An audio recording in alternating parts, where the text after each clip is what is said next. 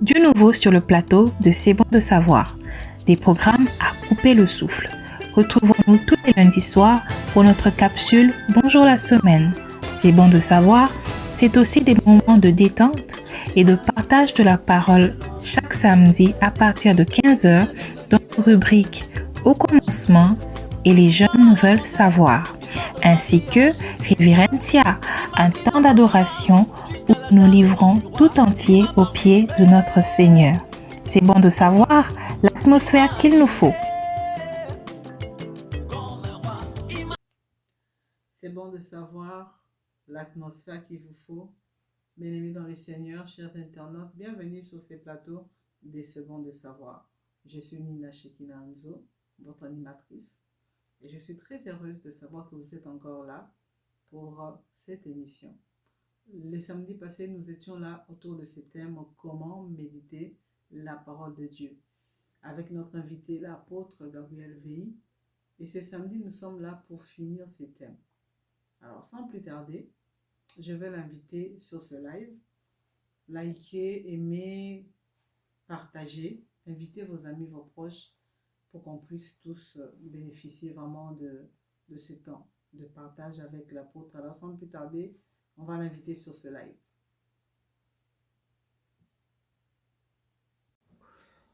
Nous bénissons Dieu. Merci de la parole que vous venez de m'accorder, Maman Shekina. Eh bien, nous rendons gloire au Seigneur. Et nous lui disons merci pour lui qui nous a donné encore cette occasion pour pouvoir partager sa parole sur ce plateau. C'est bon de savoir. Nous voulons croire que vous êtes très nombreux à nous suivre. Eh bien, nous vous prions de pouvoir ouvrir vos Bibles dans les livres des psaumes, au chapitre 1er. Je m'en vais lire du premier verset au verset 3.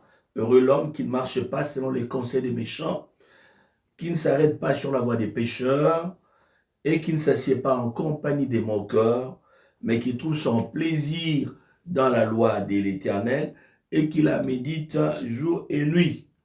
Il est comme un arbre planté près d'un courant d'eau, qui donne son fruit en sa saison, et dont le feuillage ne se flétrit point. Tout ce qu'il fait lui réussit.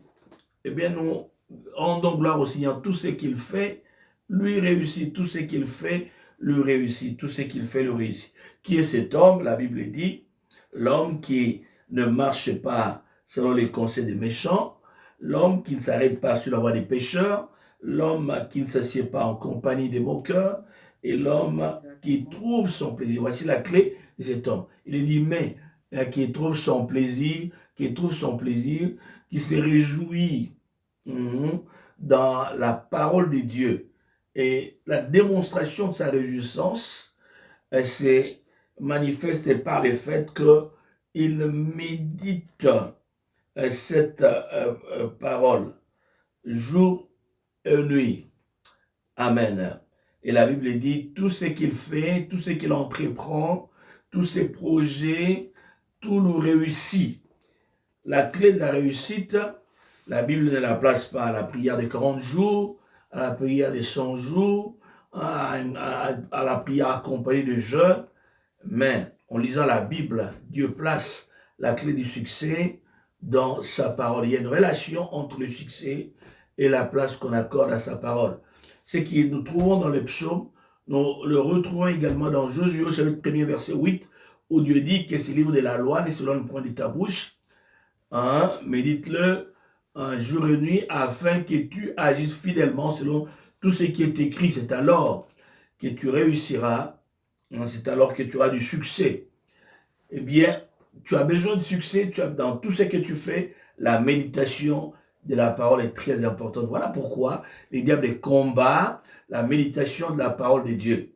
Eh bien, la fois passée, à Shekina, je crois que nous avons vu les avantages de la méditation de la parole de Dieu.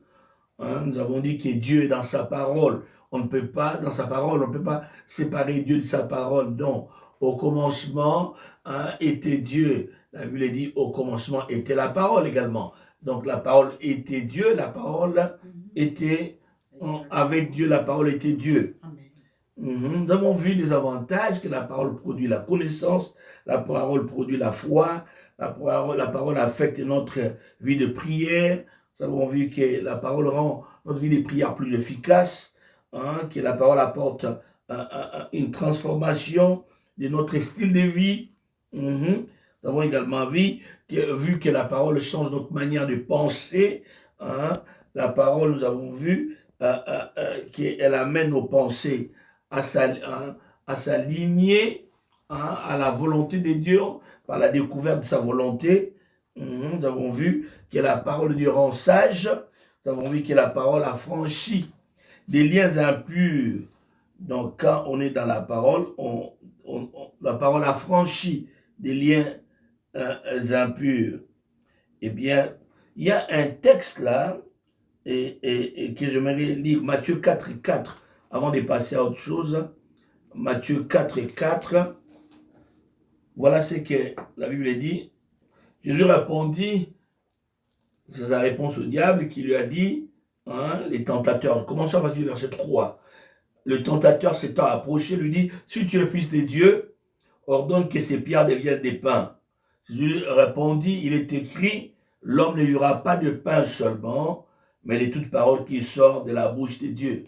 Donc, la vie, la vraie vie, la véritable vie n'est pas dans ce qui est matériel, n'est pas dans les choses du monde, dans les choses physiques, mais Jésus dit l'homme vivra surtout, principalement de la parole qui sort de la bouche de Dieu. Donc la méditation nous permet d'avoir une manne fraîche, une parole fraîche qui sort de la bouche de Dieu. Donc le matin ou le soir, nous pouvons écouter Dieu faire un dépôt dans notre esprit. Amen. Et voyons rapidement comment méditer la parole de Dieu. Eh bien, je dirais premièrement, vous devez considérer, avoir à l'esprit que la parole de Dieu n'est pas un livre, un roman policier, n'est pas un livre romantique, n'est pas non plus un livre scientifique. Donc la parole de Dieu, c'est un livre spirituel. Alors si nous pensons et que nous devons méditer, donc nous devons avoir une certaine approche. Donc c'est Dieu qui nous parle au travers de sa parole. Je dirais comme si, premièrement, quelqu'un qui est sérieux dans cette entreprise pour méditer la parole de Dieu doit avoir un temps précis. Un temps précis, un temps mis de côté, donc une heure précise.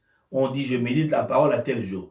Dès l'instant où vous méditez aujourd'hui à 6 heures, demain à 9h30 et après-demain à 18h, croyez-moi, vous êtes disqualifié pour être une bonne personne qui médite de façon à vous faire aider. Donc, il est important que vous ayez un temps fixe, un temps précis. Et ce temps-là est sacré. Donc, vous devez dire, c'est un rendez-vous que vous avez avec Dieu pour qu'il vous parle par le moyen de sa parole. Donc, ça, c'est un. 2. Vous devez non seulement avoir un temps précis, choisir un moment, un lieu précis où vous méditez. Vous devez toujours bien de se dire, non, il y a ceux-là qui vivent seuls, qui disent, non, ils peuvent méditer dans les washrooms, vous comprenez? Pourquoi? Parce qu'ils se sentent à l'aise dans le washroom. Donc, c'est à vous de choisir l'endroit où vous pouvez faire votre méditation, mais l'endroit où vous vous sentez à l'aise, vous vous sentez libre, dégagé, vous sentez, vous n'êtes pas sous pression, sous une certaine contrainte. 3. Alors, il est important de pouvoir, je conseille qu'on ne puisse pas se servir de la Bible électronique. Vous comprenez, quand on va dans ce qui est digital, généralement, vous y êtes en lisant la Bible et voilà, vous avez des notifications venant de WhatsApp, de Facebook, de Instagram, de Snapchat, eh bien, et qui sont susceptibles d'apporter une véritable distraction. Alors, je conseillerais qu'on puisse rester dans la Bible version page imprimée. Et je crois que cela nous évite des tracasseries, des distractions. Et 4, donc vous devez ne pas approcher la Bible en lisant, je lis pour recevoir quelque chose à mettre sur Facebook, je lis pour recevoir quelque chose à partager aux autres. Non, nous devons éviter cette approche que j'appellerais approche professionnelle, voyez, je lis la Bible pour un travail. Non, non, non, non, non. Cela ne nous aide pas, cela ne permet pas. Dieu ne nous parle pas, hein, premièrement, pour que nous puissions communiquer aux autres. Mais il s'adresse d'abord à nous. D'abord à nous. D'abord à nous. Donc, alors, c'est important. Alors, et ça, c'était le quatrième point. Alors, le cinquième point, je dirais, il est important de prier avant de commencer. Psaume 119, verset 18. Le psalmiste, il dit, ouvre mes yeux afin que je contemple les merveilles de ta loi. Ouvre mes yeux, que mes yeux s'ouvrent, que mes yeux s'ouvrent. Donc si tu ne les ouvres pas, donc si tu le laisses fermer, je serai incapable de voir la beauté de ce qui se trouve inscrit dans ta parole. Donc, il y a beaucoup de gens qui ont les yeux physiques ouverts, mais spirituellement aveugles. Il y a ceux qui sont intellectuellement aveugles, vous comprenez? Mais ici, donc, on peut être physiquement, intellectuellement, en tout cas clairvoyant, mais ne pas être capable de saisir les vérités spirituelles parce que les yeux spirituels sont bandés, sont voilés. On est dans l'incapacité absolue de pouvoir retirer les trésors qui se trouvent enfouis dans la parole de Dieu. La parole de Dieu est une mine qui contient plusieurs pierres précieuses. Donc, il importe de creuser afin d'y puiser les trésors dont on a besoin. Mais c'était le cinquième point. Donc, c'est bien. Donc, donc, je disais que vous devez savoir, vous devez prier. Et le cinquième point, je dirais, lisez la Bible en développant l'écoute de Dieu. Donc, je lis non pas comme si je recevais des informations, mais je dispose mon esprit à recevoir la pensée de Dieu. Donc, ceci est très important. Alors, quel est le meilleur moment pour méditer? Eh bien, je crois que le meilleur moment dépend de ta disponibilité. Tu dois avoir un temps où tu dis, à ce moment ici, je veux méditer. Alors, c'est quand le matin, le soir, tout dépend de temps que tu disposes et comment tu comptes les utiliser. Pour quelqu'un, donc c'est mieux le matin, pour un autre, ce sera le soir. Mais je vais lire deux textes qui nous aident. Psaume 119. Les psalmistes dit au verset 147 et 148. Je dévance l'aurore et je crie, j'espère en tes promesses. Je dévance le veille et j'ouvre les yeux pour méditer ta parole. Méditer ta parole. Donc nous trouvons ici, au psaume 140, verset 147, je dévance l'aurore avant que le soleil ne se lève, eh bien, je crie, j'espère en tes promesses. Donc déjà, je déclare la parole de Dieu, j'espère dès que la journée, avant que tout soit clair, je dévance l'aurore. Le matin, je dis, j'espère en tes promesses. Le soir, avant les veilles de la nuit, avant même d'aller se coucher, eh bien, je médite ta parole. Donc, s'il est possible, tu peux le faire plus d'une fois dans la journée, en tout cas, et sinon, tu le fais une fois à l'heure qui te convient le plus. Mais essaye d'être le plus stable possible, le plus consistant, afin que ta personnalité puisse s'habituer à ces moments. Amen. C'est le point que je voulais ici souligner. Eh bien, mais la question, comment méditer? Comment méditer sur le plan pratique? Qu'est-ce que je dois faire pour méditer? J'ai prié, j'ai disposé mon cœur à écouter Dieu. Maintenant, je fais comment? Alors, pour mieux nous aider, pour nous aider à mieux méditer, alors je vous convie de vous poser quelques questions. Je les mets à votre disposition. Ce sont des questions que nous avons apprises depuis la Ligue pour la lecture de la Bible à Kinshasa. Eh bien, et nous qui utilisons également les lecteurs de la Bible, nous nous en servons. Et j'espère que vous en avez un, sinon, je vous convie à pouvoir vous le procurer. Eh bien, la première question, de quoi ou de qui parle dans ce texte? Je prendrai un texte, Jean chapitre 2, Jean 2, méditons dans Jean 2. Donc là, j'ouvre une parenthèse importante, quand vous pensez méditer, si vous êtes un nouveau dans cette marche chrétienne, je vous conseille d'aller au livre du Nouveau Testament, aux évangiles. Pourquoi? Parce que ce sont des récits, des histoires faciles à comprendre, et même sur le plan humain, avant de pouvoir creuser pour retirer les trésors spirituels. Donc, ici, je vais prendre Jean chapitre 2. Jean chapitre 2.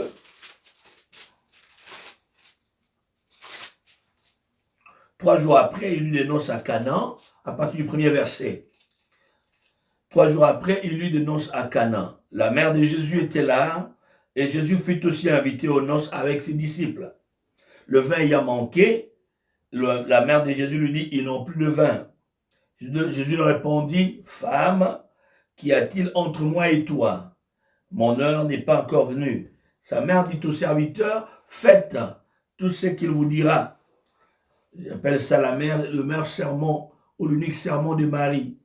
Faites ce que Jésus vous dira, non pas ce que l'Église vous dira, non pas ce que les hommes vous diront, non pas ce que moi je vous dirai, mais je vous convie à faire ce que Jésus vous demande de faire. Or, il y avait là 6 vases de pierre destinés aux purifications des Juifs, et contenant chacun 2 ou 3 mesures.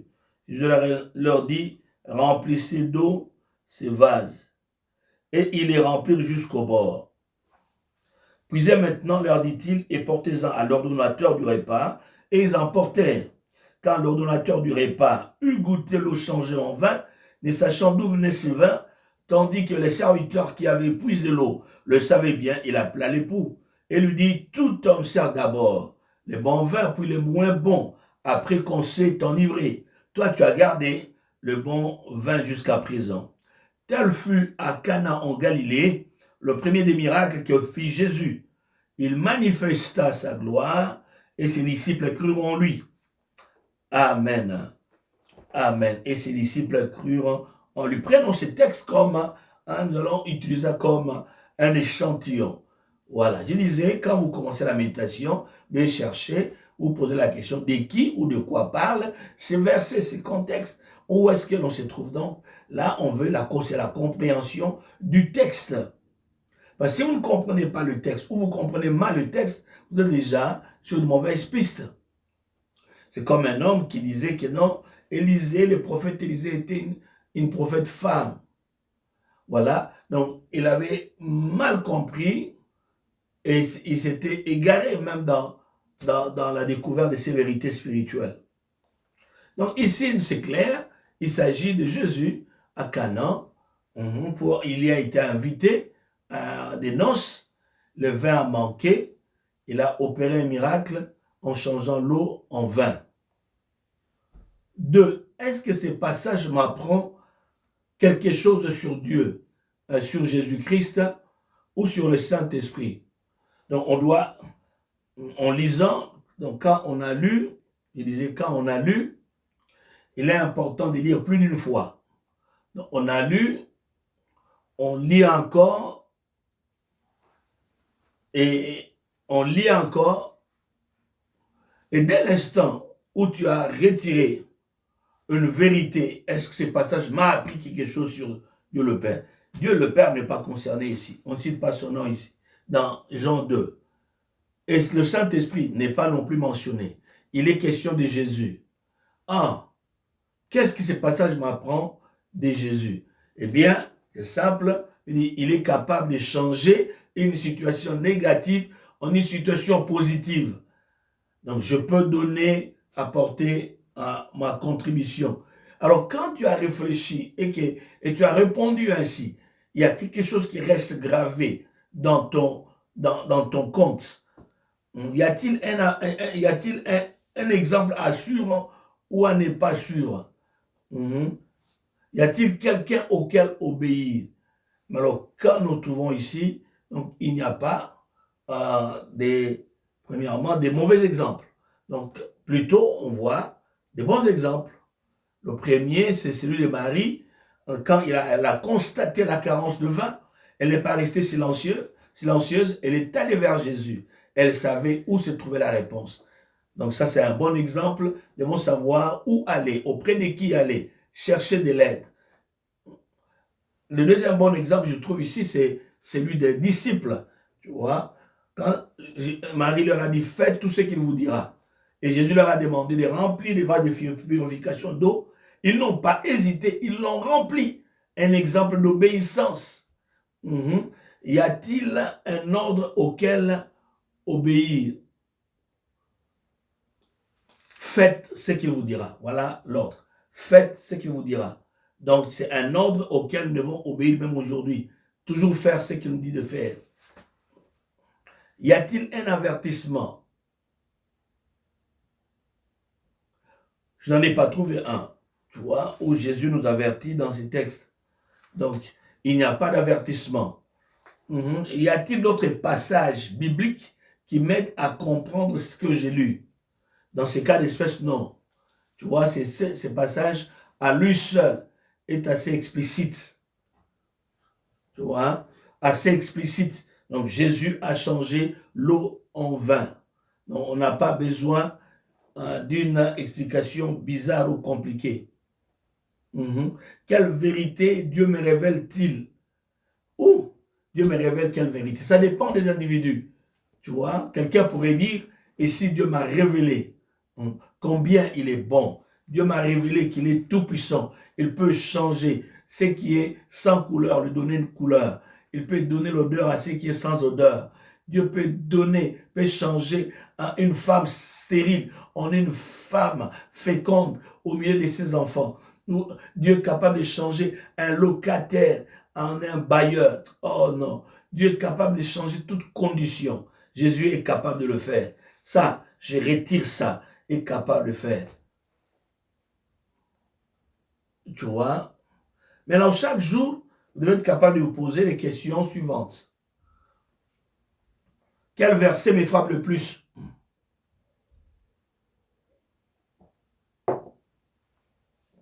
On doit avoir un verset. Dans la lecture, on dit non, tout le verset ne saute pas aux yeux, mais il y a un verset qui doit frapper.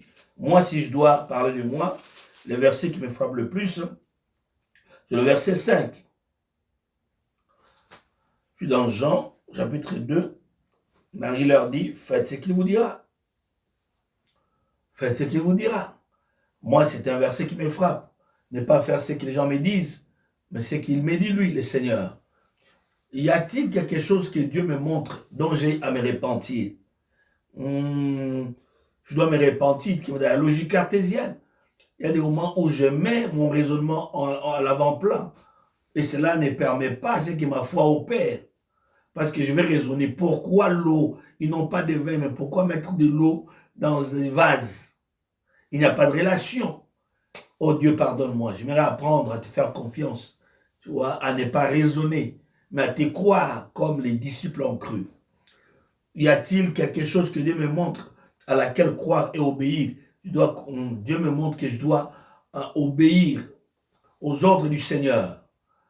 Et Dieu me montre que je dois croire qu'il m'aime et qu'il est capable d'apporter des solutions à mes problèmes.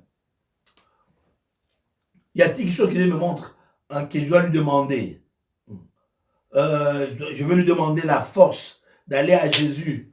Et chaque fois que j'ai le problème, j'ai des besoins, ne pas rester à distance, mais les connaître de manière à lui faire confiance quand je l'approche, parce qu'il est la solution à mes problèmes.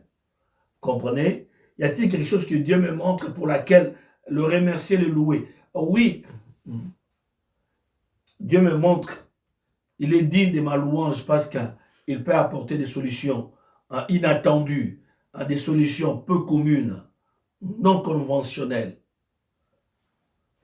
Et à la fin, je transforme en prière les vérités apprises lors de la méditation. quand je vais en prière, je dis Seigneur, et là où je devais me repentir, je fais ça, je prie. Là où je devais croire, je prie pour cela. Là où je devais obéir, je prie pour cela. La vérité qui m'a le plus frappé, je prie pour cela. Ce qui m'a, eh bien, je prie. Je ne peux peut-être pas retenir tout, mais il y a une pensée qui va continuer à travailler à mon esprit, qui va rester là. Et Dieu voudrait que tu puisses repasser constamment cette pensée, et s'il est possible, murmurer cette pensée qui est tirée de la Bible. Et voilà, tu as fait ta méditation. Amen. Donc, on peut méditer, et on peut bien méditer chaque jour. Et quand on n'a pas compris que faire, vous retrouvez dans un texte que vous n'avez pas compris, eh bien, vous avez au moins acquis une connaissance quelque part.